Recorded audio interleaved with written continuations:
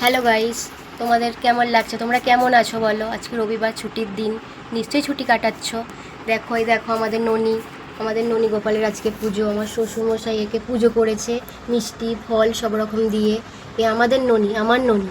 আমার শাশুড়ি মাকে একদিন এনেছিলেন বাড়িতে, তিনি আজ পৃথিবীতে নেই, কিন্তু একে আমরা দেখাশোনা করি। আমার শ্বশুরমশাই, আমার সন্তান, আমার স্বামী, আমরা সবাই মিলে একে সেবা যত্ন করি। একে যত মনের কথা, দুঃখ, কষ্ট, জ্বালা যন্ত্রণা মানুষকে শেয়ার করি না। মানুষকে শেয়ার করলে মানুষ উপহাস করবে, কিন্তু উপরওয়ালাকে শেয়ার করলে উপরওয়ালা সমাধান করবে। এই দেখো, তোমরা একটা ভিডিওটা দেখো, দেখে তোমাদের কেমন লাগে একটা শেয়ার বা একটা কমেন্ট বা একটা সাবস্ক্রাইব করে দাও। কেমন লাগে তোমরা দেখো, দেখে আমাকে বলবে। কাটো এবারে দেখো কেমন লাগছে।